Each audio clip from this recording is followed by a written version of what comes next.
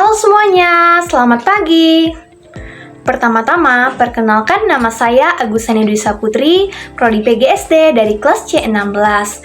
Nah, pada kesempatan ini saya akan menjelaskan materi dari buku IPAS kelas 6 SD dari bab 6 dengan judul Gawat, benarkah energi di bumi akan habis?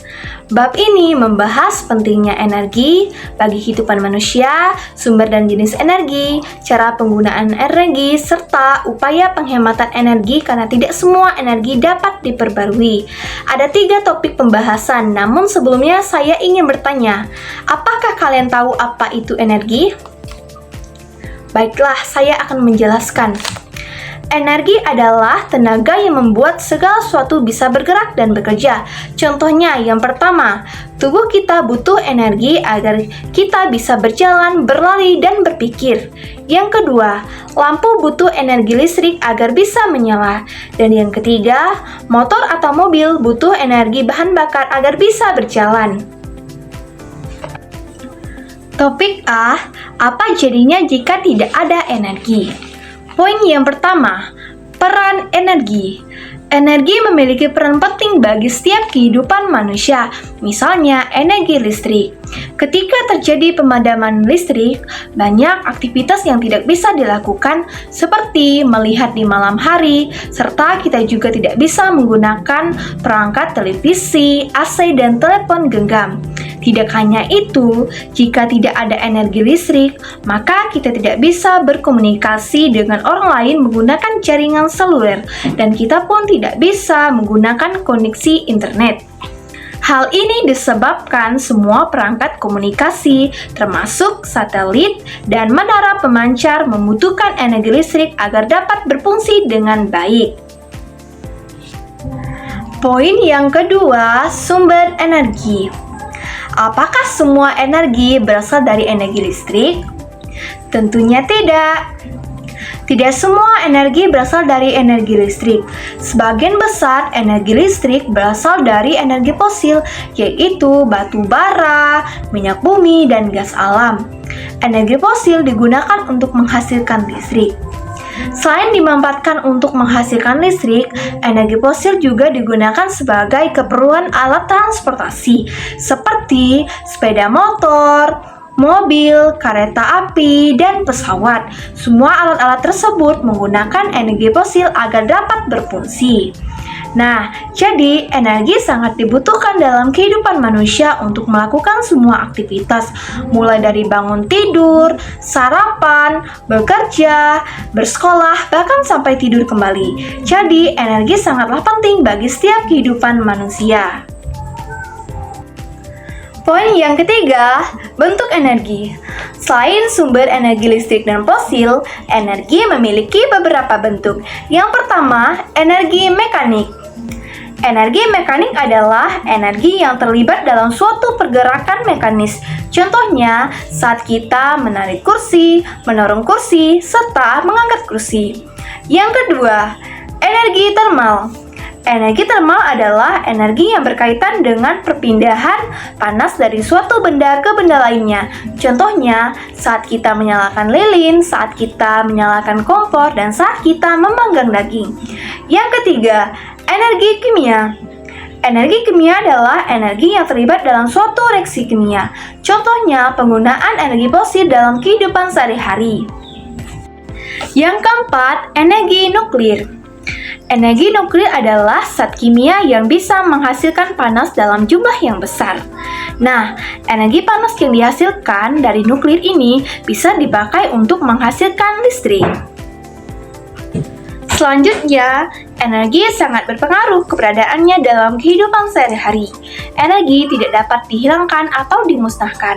Energi hanya bisa berubah bentuk, misalnya dari energi listrik menjadi energi panas ataupun energi gerak. Poin yang keempat, peran energi sangat besar dalam kehidupan kita. Di antaranya, yang pertama, pergerakan tubuh manusia. Energi otot memungkinkan manusia menggerakkan anggota tubuh, misalnya kaki untuk berjalan. Yang kedua, energi cahaya matahari. Energi cahaya matahari membantu proses fotosintesis pada tumbuhan.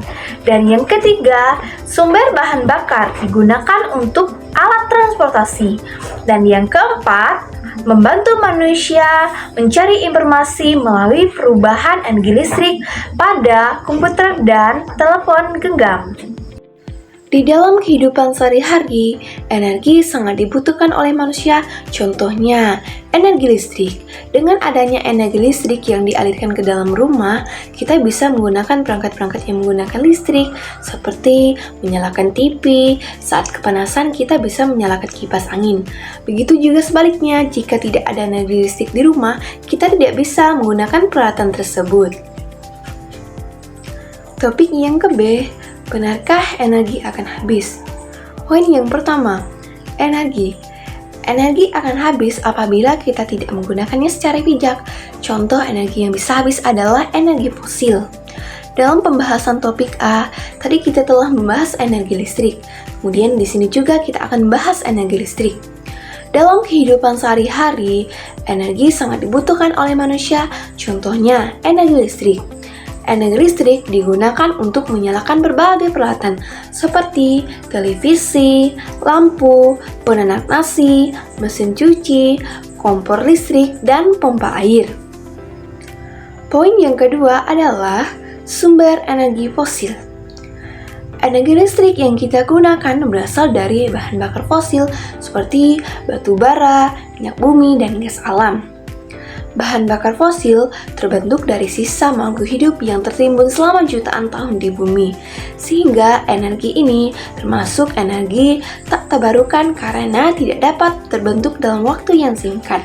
Jadi, energi fosil terbentuk dari sisa makhluk hidup yang tertimbun selama jutaan tahun, dan energi fosil disebut dengan energi tak terbarukan. Kenapa disebut dengan energi tak terbarukan? Karena energi fosil terbentuk dalam waktu yang sangat lama dan tidak bisa diperbarui dalam waktu yang singkat. Poin yang ketiga, dampak penggunaan energi fosil yang berlebihan. Jika energi fosil digunakan terus-menerus, bahan bakar ini bisa habis dan menimbulkan krisis energi karena banyak alat yang tidak bisa digunakan dan kegiatan kita tidak bisa berjalan tanpa energi. Oleh karena itu, kita perlu menghemat dan menggunakan energi secara bijak. Coba kalian bayangkan dalam kehidupan sehari-hari, jika energi benar-benar habis, maka aktivitas kita akan terganggu. Kita tidak bisa menggunakan alat transportasi karena tidak ada bahan bakar. Oleh sebab itu, kita perlu menghematnya. Contoh sederhana dalam penghematan energi, misalnya, gunakan kendaraan jika seperlunya saja. Topik yang ke-C, energi terbarukan. Apakah kalian semua sudah tahu apa itu energi terbarukan? Baiklah, mari kita pelajari bersama-sama. Poin yang pertama, energi terbarukan. Energi terbarukan adalah energi yang digunakan sebagai pengganti energi fosil yang berasal dari alam dan tidak akan habis. Karena berasal dari alam, penggunaan dari energi ini ramah lingkungan. Oleh karena itu, banyak negara yang membangun pembangkit listrik menggunakan sumber energi ini. Poin yang kedua, kelebihan dan kekurangan energi terbarukan. Kelebihan energi terbarukan adalah gratis dan kita tidak perlu membayar untuk mendapatkan sumber energi seperti angin. Sedangkan kekurangannya adalah teknologinya tetap membutuhkan biaya dan hasil energinya tergantung pada kondisi alam. Poin yang ketiga, pemanfaatan energi terbarukan. Jika dimanfaatkan dengan maksimal, energi terbarukan dapat menggantikan ketergantungan kita dari energi fosil. Sebagai contohnya, Denmark yang dapat memanfaatkan potensi angin di daerahnya dengan maksimal. Pada tahun 2015, negara ini dilaporkan berhasil memproduksi 40% listriknya dari tenaga angin. Indonesia juga telah memanfaatkan tenaga angin dengan membangun pembangkit listrik tenaga bayu atau PLTB di daerah Simas, Kabupaten Bantul, Yogyakarta, Sidras, dan Sulawesi. Poin yang keempat, poin yang terakhir yaitu contoh sumber energi terbarukan. Yang pertama, sinar matahari. Sinar matahari merupakan sumber energi cahaya terbesar di dunia dan dapat dijadikan sumber listrik dengan bantuan alat panel surya. Yang kedua, air. Air dapat dimanfaatkan sebagai sumber listrik dengan memasang kincir pada air yang berarus deras sehingga dapat memutarkan generator. Yang ketiga, biogas. Biogas dihasilkan dari limbah rumah tangga, kotoran manusia, kotoran hewan, dan limbah organik lainnya.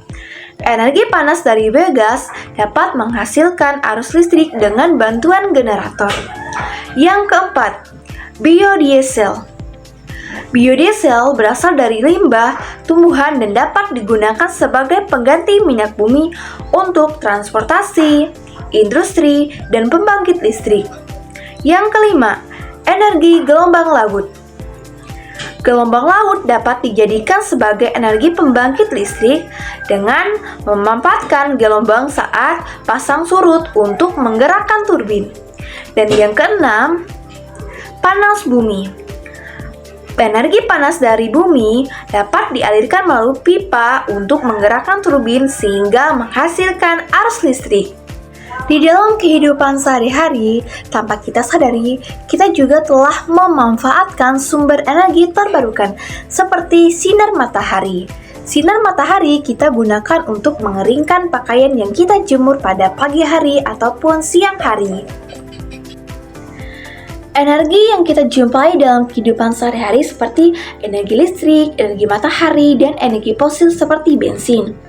Nah, dengan adanya energi listrik di rumah, kita bisa menggunakan peralatan-peralatan yang menggunakan energi listrik, seperti kita bisa menyalakan TV untuk kita tonton. Saat kita kepanasan, kita bisa menyalakan kipas angin. Dan saat kita memasak nasi, kita bisa menggunakan penanak nasi. Dan yang kedua adalah energi matahari. Dengan adanya energi matahari yang kita jumpai dalam kehidupan sehari-hari, kita bisa memanfaatkannya untuk mengeringkan pakaian yang kita jemur. Dan yang terakhir, energi fosil seperti bensin. Nah, energi fosil seperti bensin ini digunakan alat transportasi agar bisa berjalan.